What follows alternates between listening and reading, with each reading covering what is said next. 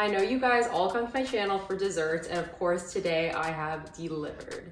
We all know and love those giant cookies that you can see on Instagram or on TikTok that you can order online, and they're massive. They're like a quarter pound or half pound, and they have all those crazy mix-ins. I already have a couple of these recipes on my channel, but today I decided to make a red velvet version. And it was amazing.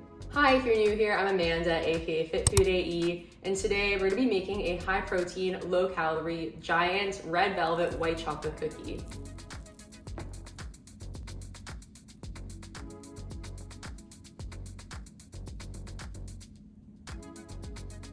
So if you're excited to see me make this recipe, please give this video a like, subscribe, and share it with your friends, as it really helps the channel, and I post similar recipes to this, usually twice a week. Right now I'm doing once a week.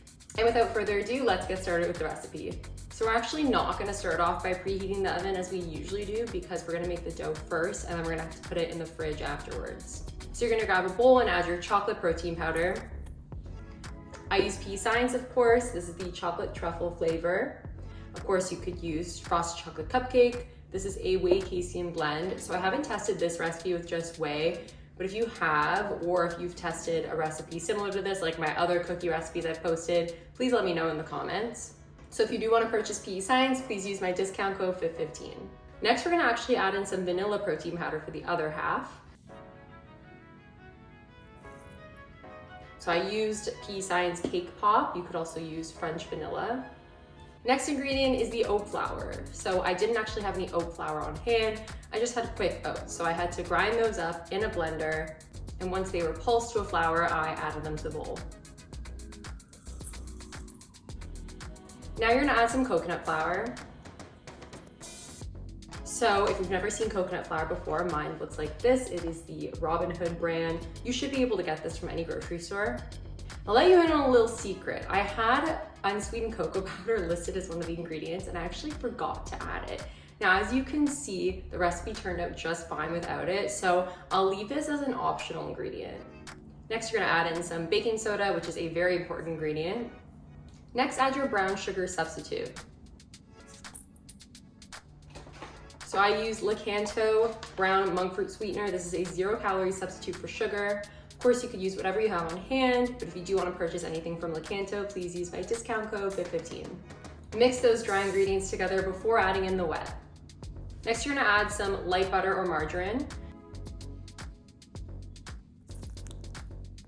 So I use Basel. This is their light version, so it has 50% less calories than normal margarine. I just warmed it up in the microwave for 15 seconds before pouring it in. Next, you're gonna add some pure pumpkin. So you could just buy it from the baking section. It's in a can. Make sure to buy pure pumpkin and not like pumpkin pie filling, because that's completely different. If you don't have any pure pumpkin, you could use unsweetened applesauce as a substitute. Now add in a little bit of white vinegar. I hate the smell of vinegar, so I quickly poured this in and then put it away, and I held my breath the entire time. I don't know why, I just hate the smell of it. It's so gross. I even accidentally poured a little bit on the counter and I was like, ugh, and I cleaned it right away. So now you're gonna mix that all together before adding in the red food coloring.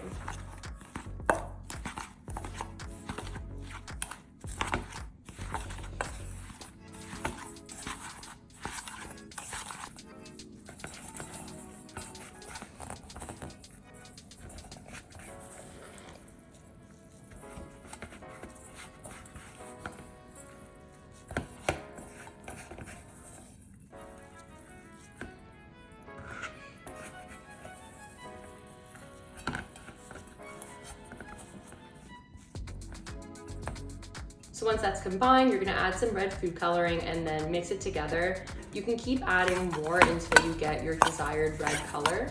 It's gonna depend on the brand that you use. Obviously mine is like the crappy brand, but if you have like a really good quality one, maybe you'll have to add less.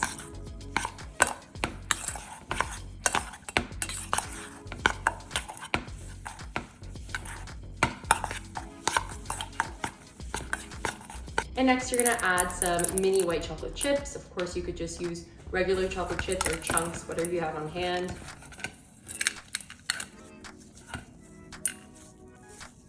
I actually mixed in half of them and then I added the other half just like on top after I put the batter into the fridge, which you'll see in a bit.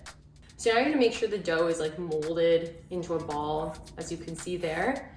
And then we're gonna actually cover it and put it into the fridge. And we're gonna refrigerate it for at least 30 minutes. I actually put mine in the fridge for an hour. But I know some of you are short on time, so 30 minutes is totally fine. So a little bit before you're ready to bake that cookie, you're gonna preheat the oven to 350 Fahrenheit. So now we're gonna bake the cookie for around 10 to 12 minutes. I put mine in the oven for 12 minutes.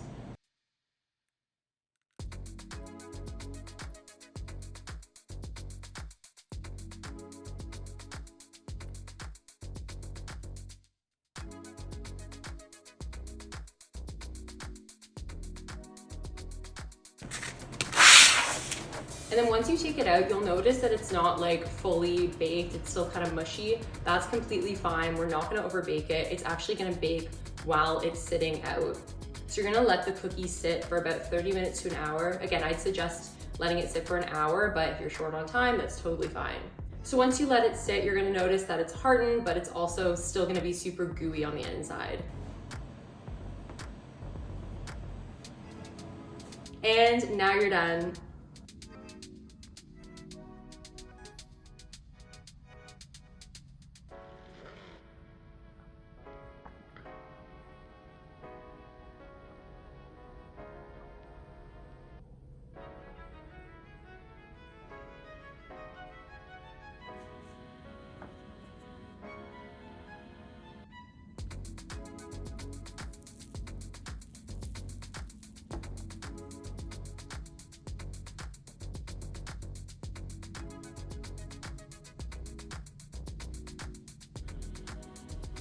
Taste test, I'm so excited.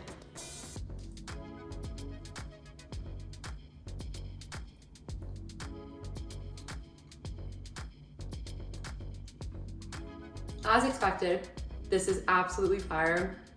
I love the white chocolate. It's so gooey. This is absolutely delicious, and it's gonna take a lot for me to not eat the entire cookie in one sitting.